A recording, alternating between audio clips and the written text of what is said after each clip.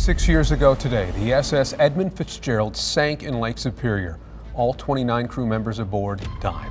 Now to Michigan, where mourners will pay tribute today to one of the most famous maritime tragedies in modern history, the sinking of the Edmund Fitzgerald. In total silence, the Edmund Fitzgerald sank with 29 men aboard. No mayday, no debris, no lifeboats ever found.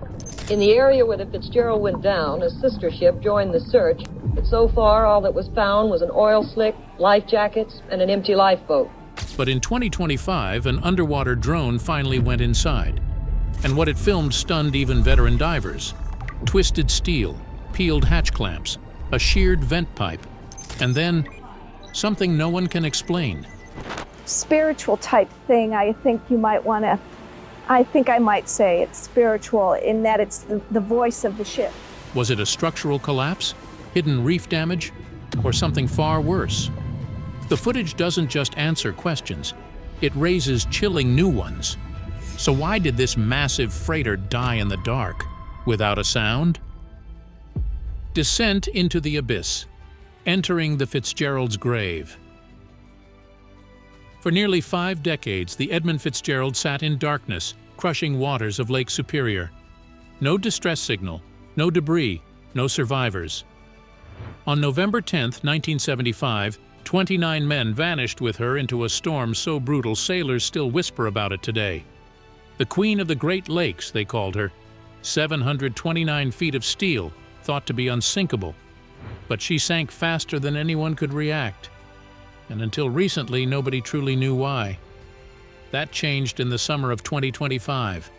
Armed with sonar arrays and ultra-high-definition cameras, a robotic drone dipped below Whitefish Bay, deeper than any diver had dared go. The mission? To find the truth locked inside that steel grave. As the drone pierced the surface, the lake clamped shut behind it like a vault door, down past over 500 feet. At first, the screen showed nothing but drifting silt, microscopic debris, and occasional fish flashing past like nervous memories. Then it happened. Through the haze emerged a shape, massive, monolithic, haunting. The bow of the Edmund Fitzgerald, its nose stabbed into the lakebed like it had been driven there by the hand of something furious. The hull, once fire truck red, was now brown like dried blood.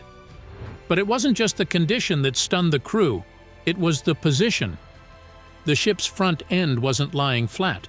It was upright, embedded. That kind of impact doesn't come from a gentle slide to the bottom. It comes from velocity, from a fall. That matched the old whispers from the Arthur M. Anderson, the vessel that followed her through that storm. The sailors on board had described monstrous waves coming in sets of 3. They called them the Three Sisters. One wave lifts the stern, the next drives the bow under, the third finishes the job. But seeing that battered bow locked in the dirt like a frozen scream, made the theory feel a whole lot less like folklore, and a whole lot more like a blueprint for disaster. And what the drone was about to find next would send chills all the way back to shore. Uncovering the interior, what the drone found inside the wreck. The drone pushed further. Inside the Fitzgerald, it felt like the clocks had stopped the moment the ship went down. Bolted-down chairs still stood upright. A warped steel mug sat tipped beside a rusted control panel. The deeper the drone went, the clearer the violence became. Walls weren't just rusted. They were bent, warped, twisted. The kind of damage that screams pressure, massive, sudden pressure. And then the camera caught it. A hatch clamp. But not how it should have been. This one was peeled backward, like something forced it open from within. Another was missing altogether. A third looked like it had been torn sideways, clean through the steel. It wasn't random decay. These were the clamps that sealed the cargo hatches. Each hatch had 22 of them. 21 hatches. That's over 400 points of protection, designed to take on anything the lake could throw. Only now, they were gone, broken, bent, absent. Marine architects in the control room didn't even speak. They just stared, because they knew what it meant. When just one clamp fails, water pours in by the thousands of gallons. But dozens, that's not a leak, that's a collapse. And then came the worst find yet, a vent pipe 4 inches wide, completely sheared off, gone. And it matched something nobody had taken seriously for years, Captain McSorley's final radio call. "We have a bad list. Lost a vent. One of the hatch covers is giving us trouble." Back then it sounded like nothing, just a tough ship in a tough storm. But now, looking at a gaping hole where that vent should have been, those words hit like a punch to the gut. Theories that had stood for years began to shake. The Coast Guard's old report suggested human error, that maybe the crew failed to fasten the clamps properly. But ask anyone who sailed with McSorley. He wasn't sloppy. He was a checklist guy, a triple check guy. So if it wasn't human error, what was it? Some began asking if the clamps had degraded quietly over time, cracked by years of stress no one ever noticed. And then there's the theory older sailors never let go, that the Fitzgerald took damage earlier that season, hidden damage, the kind that wouldn't show until it was too late. Whatever the truth is, one thing was now impossible to ignore. This ship was dying before it ever sank. And the worst part, the final moments hadn't even come yet, revealing the fatal failure. The images were one thing, but the numbers, they were devastating. Back on land, engineers ran the drone's data through every simulation they had.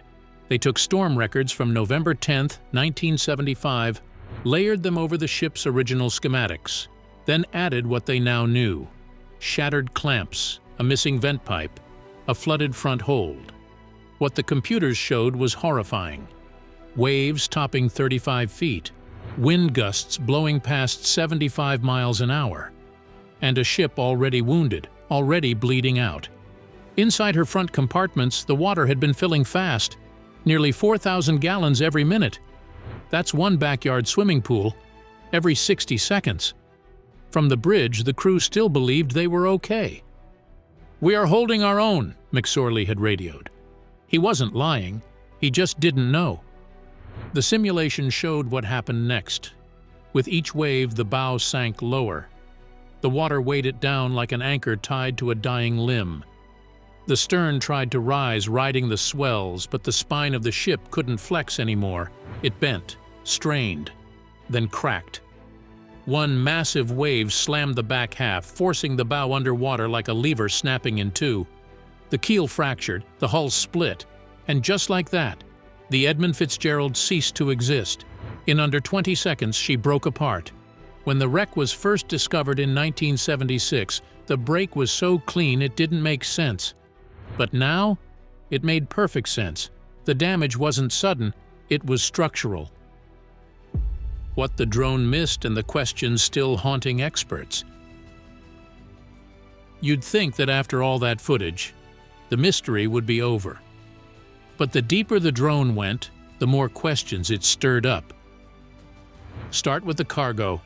Over 26,000 tons of taconite pellets, dense, round, and packed tight. But when the drone eased into the forward hold through the broken vent shaft, something looked off. The iron ore wasn't settled like it should have been. It looked displaced, as if tons of it had slid from one side to another in a violent lurch. Could the cargo itself have betrayed the ship? If just a fraction of those tons had shifted mid-storm, especially during a rogue wave pitch, it could have slammed the bow down hard, fast enough to overpower the hull before the crew knew what hit them. Some marine analysts are now pulling out old load manifests, combing for patterns. Were the holds evenly loaded that night? Did vibrations or rogue stress cause the pellets to settle dangerously over the hours?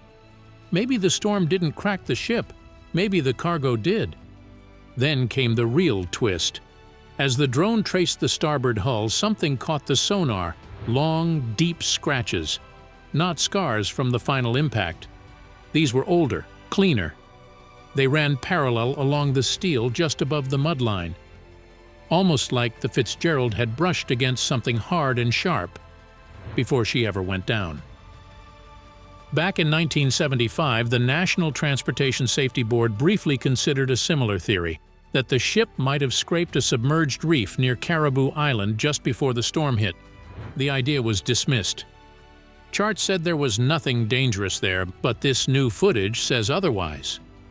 If those scratches came from rock, not impact, then maybe she was already hurt, already compromised.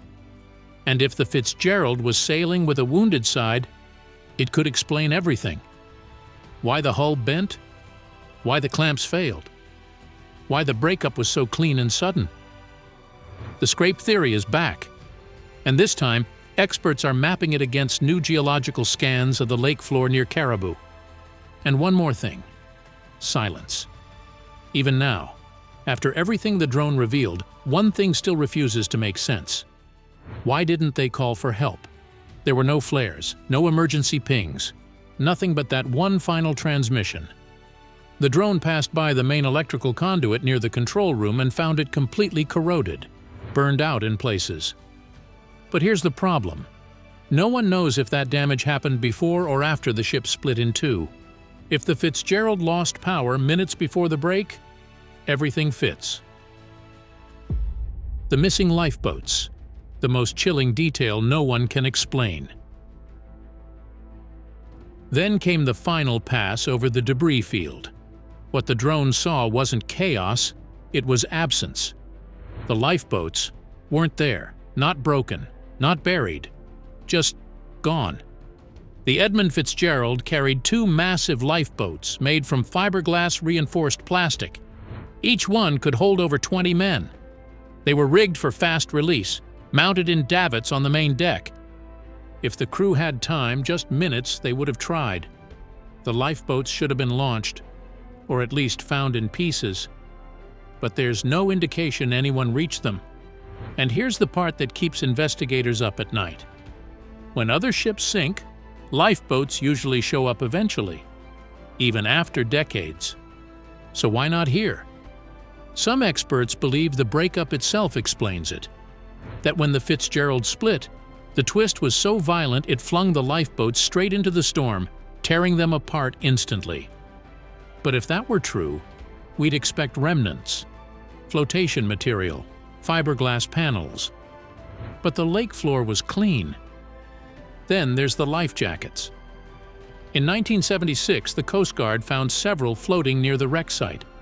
None were damaged, none were used, still folded, still fastened. That single detail launched one of the darkest theories out there, that nobody even had time to react. That something happened inside the Fitzgerald before she ever broke apart. An explosion, not from fuel or engines, but from inside the forward hold. Pressure buildup, trapped gas, a sudden internal burst that sent a shock wave through the front half of the ship, knocking out systems, knocking down crew, maybe even punching seams outward. One sonar technician in 2010 reported seeing just that, an outward-facing tear near the bow. It was dismissed, until the 2025 drone returned to that same spot and captured it in perfect clarity. That image is now under analysis by explosive experts. No verdict yet, but everyone agrees. It's not natural corrosion. Something hit hard from the inside. And that brings us back to the missing boats. Because if the Fitzgerald went silent in an instant, if the crew never even made it above deck, then those lifeboats weren't missing. They were never reached. The bell that rang in the deep. There was only one thing that ever came back from the bottom. The Edmund Fitzgerald's bell, 700 pounds of solid brass, mounted just below the pilot house. For 17 years it sat untouched, 530 feet beneath the surface, sealed in silence. It never broke loose. It never drifted. It stayed fixed right where the ship left it. Then came July 1995. A dive mission unlike any before was approved by both American and Canadian authorities. It wasn't funded by the government. It wasn't run by a salvage company. It was personal. Carried out by the Great Lakes Shipwreck Historical Society using a manned submersible named Delta, the mission had one goal: bring the bell home. When the submersible reached the wreck, it hovered in the shadows. Divers found the bell still mounted, still upright, its bronze surface coated in silt but untouched by time. They didn't pry it off. They unbolted it, carefully, respectfully, and brought it to the surface. Some called it heroic. Others called it desecration. Families were divided. Some said the Fitzgerald was a gravesite and should have remained sealed forever. Others said the bell, her voice, deserved to be heard again.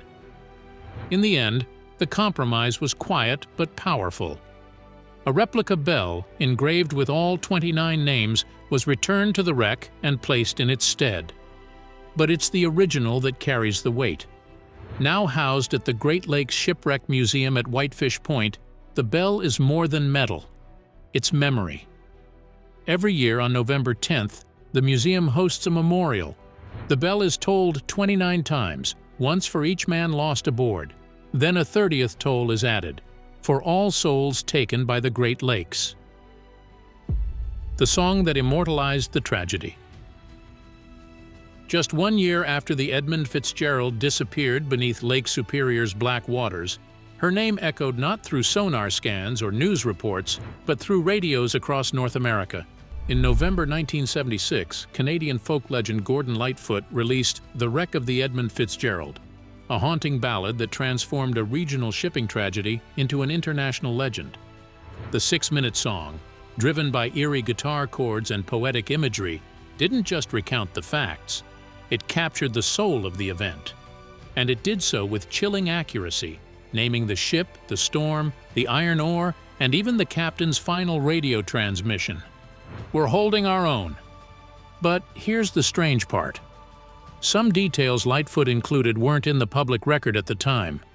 For example, he wrote of the ship coming back from some mill in Wisconsin, which wasn't accurate. It had departed from Superior, not a mill. Yet the emotional truth of the song overrode factual nitpicks. And Lightfoot, upon later learning more, updated his live performances to better reflect new discoveries, including removing a line that implied the crew was at fault. That kind of respect earned him the admiration of the victims' families. Many said the song helped preserve the men's memory far better than the official reports ever did. What's even more intriguing is the timing. The ballad was released just days before the first serious government hearings into the wreck. Some insiders speculated that the song, which had quickly climbed the Billboard charts and dominated Canadian airwaves, pressured officials to take public sentiment more seriously. In this sense, Lightfoot didn't just memorialize the event, he may have influenced its investigation. When asked years later why he wrote the song so soon after the tragedy, Lightfoot simply replied, "It bothered me deeply that these men went down with no explanation." Today, no dive documentary or Fitzgerald tribute is complete without the song's mournful melody playing in the background. At memorials held at Whitefish Point, it's often the final piece played before the 29 bells are tolled. For those too young to remember the day she sank, Lightfoot's lyrics became the first way they ever heard of the ship. What else is the lake still hiding beneath its silent waves? Could more forgotten wrecks be waiting to speak? Subscribe for more haunting discoveries and tell us, what theory still keeps you awake at night?